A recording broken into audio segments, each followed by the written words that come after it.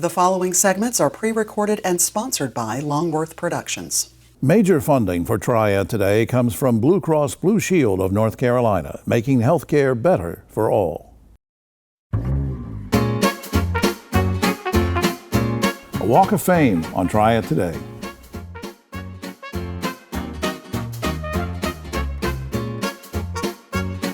Hello everyone, I'm Jim Longworth and welcome to another edition of Triad Today, coming to you again from the Kernersville Auto Museum. You got to come see this place. I'll tell you more about the museum later on. And later on is when the roundtable shows up and we'll get into all sorts of controversy with those guys, I'll guarantee that. We have a lot of great guests and important information coming your way over the half hour, but where we want to start is sort of celebratory with two very special guests who are going to tell us about honoring special folks. On my far right, our good buddy, Pat Pate, City Manager of the City of Winston-Salem. Pat's special guest is our friend Sue Spainhour, who's Deputy Director. Good to see both of you this morning. Thank you. Pat, let me start with you. I understand the city has a unique program to honor residents who've made a name for themselves in the arts and entertainment industry. What is that called, and how did it come about? Yeah, so we have the City Walk of Fame, and it started back in when the Royals were honored to be placed in the Rock and Roll Hall of Fame. And a lot of people didn't know who they were, but again, we're a city of arts and innovation. You've got lots of great art. So when that happened, the city mayor and the mayor pro tem at the time decided, hey, we need to have a Walk of Fame that showcases this talent that's in our community. And the Royals were one of the first ones that were they placed went in in first. that. I think that's a great impetus for that. Sue, how do you select folks to honor, and what's the criteria, what's the process? Sort of school me on that. Okay, so we open up the nominations January 1st of each year, and you have until the end of February to submit a nomination for someone. So within that nomination, we have a criteria that requires the person being nominated first is deceased, because it is the Arts, Culture, and Entertainment Memorial Walk of Fame. There you go. So this person has passed on.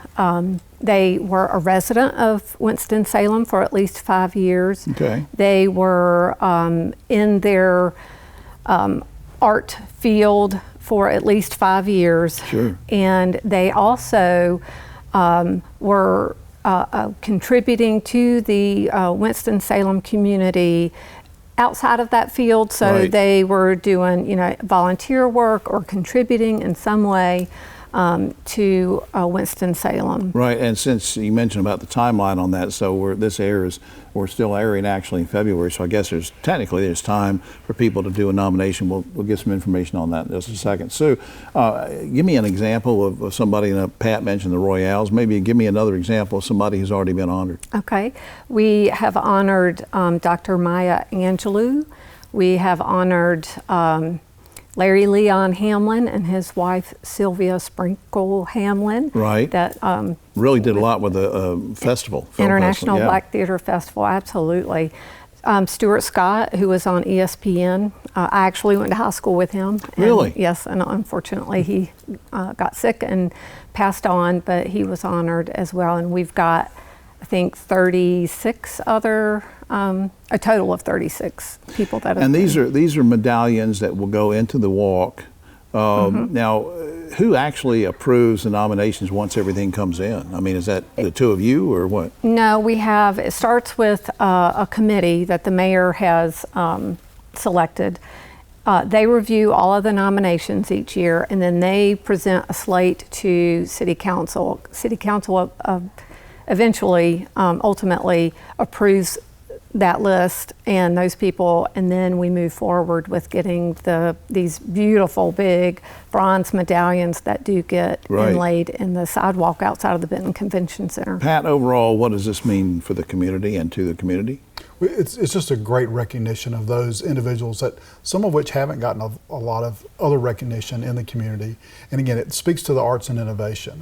This is just one part of what our marketing and communications department does in terms of helping people understand the vibrancy of our community and how great we have other people from the community. Absolutely. Up on screen, here's a way you can learn more. Let me give a couple of things. cityofws.org/walk of fame is the direct website, but also the general website is cityofws.org, and I hope you will check those out. The first one for specifics on the Walk of Fame in case you want to do a nomination here. There's still time left on that.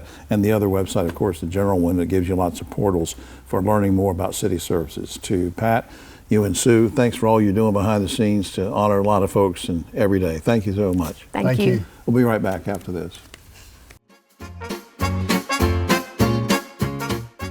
I am so Why frustrated. can no one help me? Waiting This is is a the nightmare. worst. I think it's healthcare is broken. At Blue Cross and Blue Shield of North Carolina, we get it. Really? Really. That's why we're making healthcare better for all. Starting with you. Yes, you, Daryl.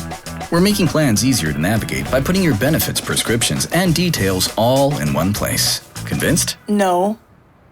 But it's a start. We'll take it. Blue Cross North Carolina. Making healthcare better for all.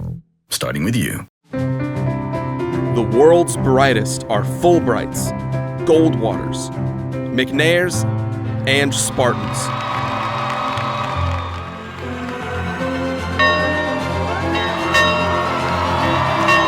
UNCG. Find your way here.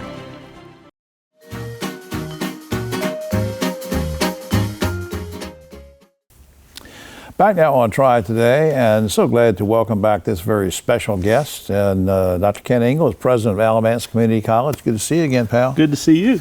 I still consider you sort of in a new position. You've been there for a while, but still sort of new to a lot of people in the surrounding communities. What are some new initiatives since you've taken over? New initiatives at the college that maybe you're the most excited about? I tell you, we have a lot of exciting things happening at the college. It's a great place to be every day, and a lot of new things happening. So we have launched our public safety training center. It's up and fully running now, serving our law enforcement and firefighters and other public service community members. That's a real popular course. Very popular site. So that's fully up and operational as of a couple of months ago. We also have our new artificial intelligence and data analytics program and vet med program. So it's just constantly working to make sure that our community is connected to our workforce and ready for those jobs. Well, now, since you mentioned workforce, I'm going to piggyback on that. Absolutely. Because we're seeing more and more, not just with you, but with a lot of colleges and universities, more and more of a focus on workforce development across the state. How is your college, how is Alamance Community College partnering with local industries to make sure that your students are leaving ACC and ready to help these industries? Absolutely. Partnering with our workforce partners is a critical part of what we do.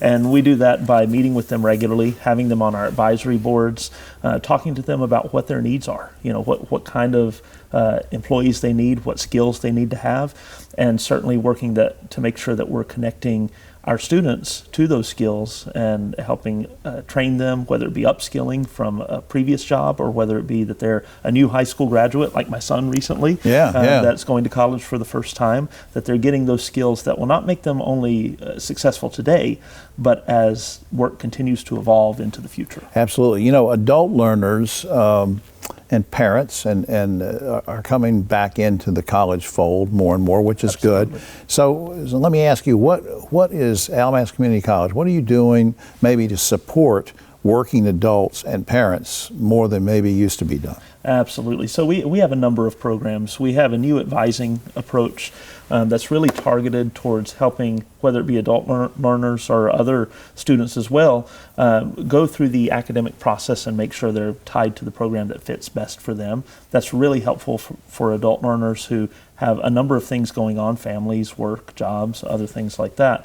Another thing that we're doing is recognizing that a lot of our adult students have children who are in high schools and who are taking, in a lot of cases, CCP, dual enrollment classes with us. Okay. Sorry for the term of art in our world, that's all right. Dual enrollment classes at the college.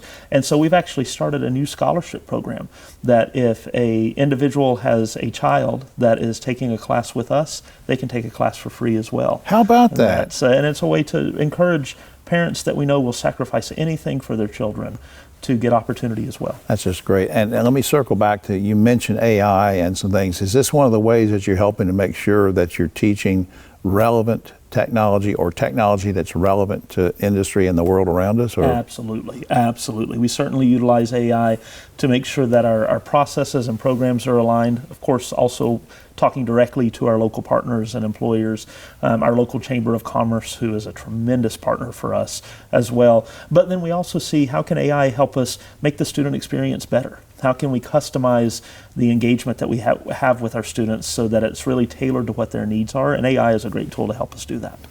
You know, I can see in your face you're still having fun doing this. I love it. This is great that you're making a difference in so many lives and getting the communities involved, which we hope they'll do more of, and everybody's supporting what the college mission is. I want to put something up on screen before I forget. I didn't mean to ramble on there.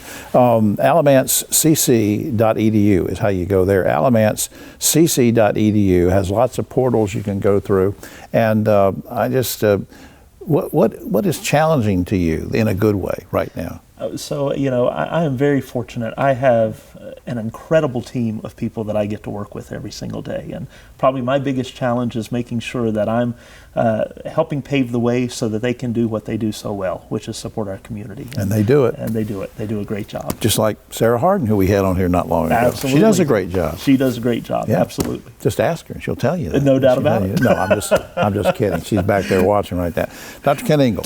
Great to see you. Thank you, my friend. Absolutely. Thank you. We'll be right back after this.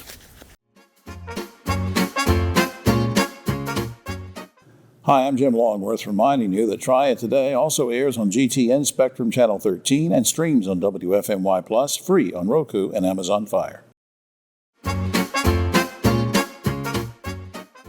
Back now on Try It Today, and why don't we spend a few minutes talking about healthy eating and good food and nutrition, and who better to bring in here than a first-time visitor to the show. Caroline DeGrande is here with us. She's a farm-to-table coordinator for Growing High Point. Good to see you. Yeah, good to see you too. First, let me ask you, because I was ignorant about this, Growing High Point, what is it? What's the mission? Yeah, so we are a nonprofit in High Point, and our mission is to help uplift neighborhoods in High Point through community engagement, empowerment, and entrepreneurship.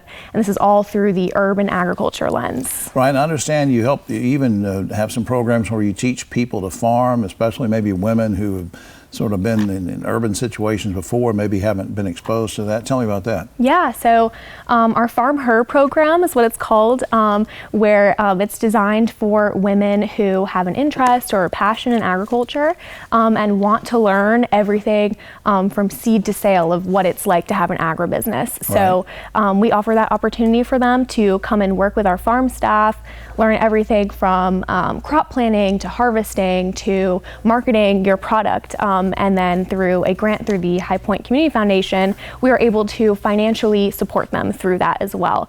So paying them for their time while they learn with us, so they can support their families in the present, and then in the future they can take that knowledge and start an agribusiness if they like. I just think that's great. I used to help my grandmother 100 years ago snapping beans, but she didn't pay me though. She didn't pay me though. Now, what is the mobile market? I read about. So our mobile produce market is called Grodega. It is a big green bus that we drive around High Point, and it's got coolers, and we take our produce, whether it's aggregated through NC Farms or through our own pocket farms, and we sell it at 30% off the farmer's market price. That's great. Yeah. I was also reading something that you had sent me about a food hub program. What is that? Yeah, so our food hub is basically the entity that all of our produce flows in and out of, and all of our programs kind of intersect through it. So we spend most of our time packing boxes or bags to various programs. We've got our free farm share program. Every Tuesday, we pack 40 bags of produce to be delivered to low-income senior households. Wow, that's just great. That's just great. Now, Blue Cross North Carolina offers a Medicare managed program called Healthy Blue. What I want to ask you about is you've got a partnership with Blue Cross, which is a great partnership. Why is that partnership and what you're doing together so important for the community? Yeah, that partnership is wonderful. We started in 2025, partnering with them in programs like flu clinics, where they actually will sponsor vouchers for Grodega to come, and shoppers who get a flu shot, they can buy produce from us actually for free, and cater to them. So culturally relevant produce. We did a flu clinic with the New Arrivals Institute, so that was really great. And I think these programs are super important because there's a lot of research out there about how healthy eating influences chronic disease prevention. Yeah. So Growing High Point is super grateful to continue doing this work and showing up for the community in that way. We didn't rehearse this or anything, but I'm curious about feedback. And you've been doing this for how many years? So Growing High Point has been an entity since 2019. Yeah, that's what I was thinking. But very quickly, I mean, do you get a sense of feedback and people that have been involved in this and taking advantage of the services you're doing? What do you think? Yeah. People are always super grateful to be able to come and have that also agency of choice. So they shop with us. They're not always just receiving things. They get a choice of a spread and get to choose what they want for their families. So people really appreciate that. How did you get an interest in all this? Yeah, so I studied environmental science in school, and I'm really passionate about food systems and agriculture, and North Carolina has just a plethora of different growing options and 3 growing seasons, so it's super interesting work, and I feel privileged to be able to do it. Well, I just appreciate what you're doing. Up on screen, growinghighpoint.org is something you can check out, and I hope you will. growinghighpoint.org. Now, the general website I'd like for you to visit is bluecrossnc.com. Of course, through Health Through Food is a big initiative for Blue Cross. It's been really making a difference in a lot of communities. So go to bluecrossnc.com. Caroline, thanks for all you're doing to help so many people. Thank you for having me. Right. We'll be right back after this.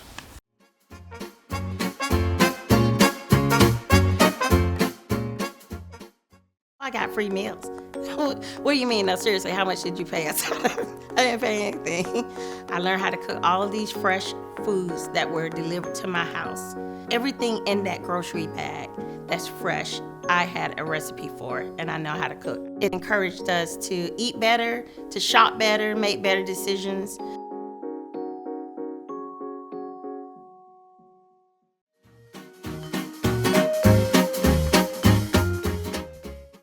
Back now on Try Today, and time to celebrate a big event coming up. On my far right is our good buddy, Ashton Fowler, who's marketing manager for Modern Auto. She's been here many times before. And her special guest, Cindy Van Oyst, is a Walk MS team captain for the National Multiple Sclerosis Society. Good to see both you ladies. Good to be here. Ashton, let me start with you. How and why has Modern Auto supported the MS Society, including the upcoming Walk MS? Tell me about that. Yeah, so my great Aunt Bonnie was diagnosed with MS many years ago and has been living with the disease since. And so that was really the catalyst for us to get involved with the MS Society. And so since then, we've been involved with the Walk as the title sponsor for 28 years. And we have a team called the Modern Auto Motivators that we go out every year, employees, friends, and family, and it's a lot of fun. Yeah, now when and where is the Walk this year? It's at the Colfax Triad Center Park. Yeah, on April 11th at yeah, I think we'll, and that's at Triad Park where they have the Field of Honor and all that. Yeah, Shelter 7. Yeah, you can't miss the sign. Yeah, I'll put that up in just a little bit. I know in working with the MS Society, just help people understand in just a few seconds, what is the mission of the MS Society, do you think? Well, of course, they want to find a cure by empowering people affected by the disease to live your best life while you have it. That means funding groundbreaking research and providing resources to support for individuals and families that have MS, and advocating for better access to care and treatment. Now, this is all very personal for you. I want to make sure the audience understands this. Why is this topic? Why is the Walk? And just look at me and tell me, just out of your heart, just what does this mean to you and why? Why is it personal to you? Well, when I got diagnosed for MS, I had no clue how in the world I got it or why I just lost vision in my eye. And after long hours of figuring it out, within less than 24 hours, I had a doctor who was right spot on. And ever since he put me on one of the breaking medicines, the Tysabri that's out there, I've had no new lesions. I only have 8. Don't have any on my spine. and that's a blessing because I can continue to do pretty much most of my normal activities of daily living. I was able to work. And everybody that I know that has it, everybody that I have several family members who are worse, much worse than I am. A brother-in-law from Ohio, completely almost paralyzed with MS. And so I am a big advocate for several people that are personal. Absolutely. And so this, why is this walk so important? Why should the community get behind it? It's one of the biggest fundraising events in nationwide. They raise millions of dollars for research and for support to families who can't pay for the medicines, because the medicines are very expensive. Oh, yeah. And so insurance only covers so much, and so you get stuck with, how am I going to do this? Right. There's always some company or part of MS that's going to help you. Right. Now, you're a team captain. We've identified you as a team captain. Behind you is some sort of a team, right? We are, because my name is Cindy, and there's 5 Cindys in our group. Right. We're Cindy Lou Who from Whoville. That's a little weird, Cindy, but that's... We like to look as cute as Dr. Seuss. We won Best Dressed Costumes. You are cute, and they're all back there. And up on screen, I want to put this. Walk MS, Saturday, April 11th, as Cindy was saying, Triad Park. For information, you go to walkms.org, walkms.org. And also, please visit modernauto.com, a company that does so much for the community.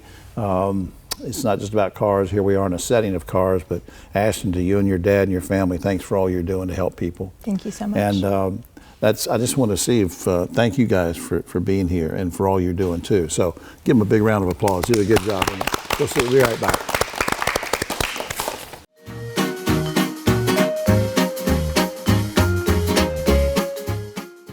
At Sutton Brothers, we're confident we can help you solve your heating, cooling, plumbing, and electrical needs. So confident that we'll fix it or it's free. Our highly trained technicians will diagnose your problem and fix it with either a repair or replacement. And if we can't fix it, you won't pay the trip fee. So the next time you have a problem, call us. We'll make sure you're completely satisfied. Guaranteed.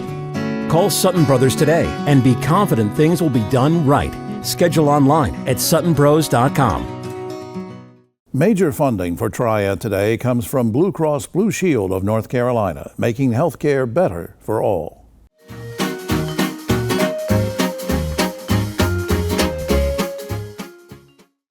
The Roundtable is brought to you by Sutton Brothers, locally owned and operated and serving all of your HVAC, plumbing, and electrical needs.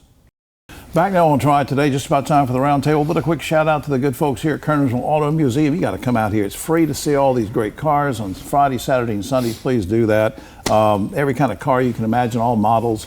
Speaking of which, there are 3 guys here that at one point in their lives have been models. All right, on my right, but always a political left, Ogie Overman in the middle, and filling in for Keith Griff Schuler from Daggett Schuler, and Mr. Theater Dave Briggs. All right, guys, Triad area schools have been declaring a lot of snow days during our most recent back-to-back storms, and that kind of rekindles debate about remote learning. State law limits the number of snow days any one school year you can have. So my question is this: since COVID proved to us that students can attend class from home, should we do away with the concept of snow days altogether? Ogie. I don't think so. I think you should have snow days up till you reach the limit and then go to remote learning. All right, so you would still have them? I would. Griff.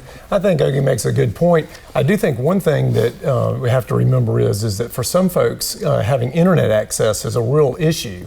So you kind of have to factor that in there. So I think, remote learning is great, but also, you got to have the internet access for Plus, folks. internet could be down in a snow day. Well, that's right. Yeah. And I think you keep the snow days. Requires teachers to double plan to do the remote. Oh, okay. Yeah, I didn't think about that. Following last year's $46 million mess, which resulted in the loss of over 300 jobs, it's been suggested that the Winston-Salem Forsyth School Board appoint a citizens committee to monitor the district's finances. Good idea or bad idea, Ogie? You mean the school board appoints a committee to oversee itself? Right. That makes no sense at all. You need some kind of nonpartisan group. I don't know who it would be. Citizens group in itself is not a bad idea, but not to have them nominated by the people they're going to oversee. It should be the job of a good CFO, Griff. Yeah. I think overall, this is an intriguing idea to me. It might be something that could be a positive for transparency and for accountability, but I think there's some things that would have to be answered about who is on the committee and who selects it. Yeah, Dave. Seems to me that there's already a citizens committee. They've been elected by the public. They're called the school board. All right, good point. Not long ago, George Washington University professor Jason Brennan said that most voters are, quote, ignorant and misinformed, unquote. His solution is for people to be required to take and pass a civics test in order to vote. Good idea or bad idea, Ogie? What a horrible idea. I mean, we're already Trump wants us to head to Jim Crow. Now, that's just another step in the wrong direction. That's pitiful. All right, but people are uninformed, a lot of people. Griff. What do you? I think it's a really bad idea. I think if anything, we in a democracy, we want to have as many people as possible to be involved in the process. And I think that's putting up obstacles for people to vote. I don't think that's a good idea at all. Dave. It's ridiculous. And I think maybe the public schools aren't doing their job if people aren't able to pass 8th grade civics. Mm-hmm. Yeah. Well, they're having a problem with English. I mean, they're having, so anyway, all right, speaking of voting, some of President Trump's advisors say there's a plan afoot to have ICE agents stationed at polling places for this year's elections. Would you guys be okay with having ICE agents stationed at your polling place, Ogie? I take it back. I thought that was the worst idea. This is the worst idea ever. That's horrible, just horrible, Jim. Yeah, I think so. Griff. Horrible. It's a bad idea. I think it leads to the possibility of intimidation, and I think it may have some folks that are not willing to go out and vote, and I think that's a really bad situation. Dave. I agree. Terrible idea. Pass the SAVE Act. Make people show their ID to vote. The misuse of AI on the internet is becoming more frightening every day. Very quickly, guys, would you like to see Congress pass a law that would require anyone who does content on the internet, on social media, to put up a disclaimer if they're portraying fake images or fake information? Quickly, Ogie. Absolutely. That's a great idea. It needs to happen. I see so much crap on Facebook. It's pitiful. By penalty of law, if they didn't. Griff. It's probably needed. Yeah. Dave? Yeah, I'd love to see it happen, but that genie's already out of the bottle. Yeah, they'd have to really come out with some enforcement on that. Finally, guys, according to Vice.com, an increasing number of companies, I don't know why they came up with this study, believe that employees work harder if they are barefoot on the job. Guys, have you ever gone barefoot on the job, Ogie? No. What kind of crap? I'm a shoe guy anyway. I don't like to go barefoot. Yeah. Come on. Yeah, people can't really see your shoes from here, Well, but you no. always have really nice shoes on there. I mean, we could be barefoot and nobody would know behind there, but I mean, seriously, they're saying that psychologically or something, people work better that way. What do you think, Griff? I personally have never done that, but maybe the only thing I can think of is that maybe that makes people more relaxed, more feeling like that they're at home type mentality. And so, maybe that for some folks that's a nice energy. That is interesting, and we may need to think about that at our law firm. Maybe a day, maybe a barefoot day or something. How about that? Let's clear. Dave, what do you think? Well, we did it for 2 years when everybody was stuck at home with COVID. Now I do like to take my shoes off when I play music, but putting my shoes on is a little bit like putting on my uniform when going to work. Okay, I agree. All right, well, that's all the time we have, except for this. A little town in Oregon was cash-strapped, but they needed a snowplow desperately, so some of the local women agreed to pose nude for a calendar to help raise funds. Up there, I guess that's what they call northern exposure. All right. See, they would have any clothes on. What town was that? I don't know what town it was. You can't go up there. For all of us here, try it today. I'm Jim Longworth. We'll see you next week.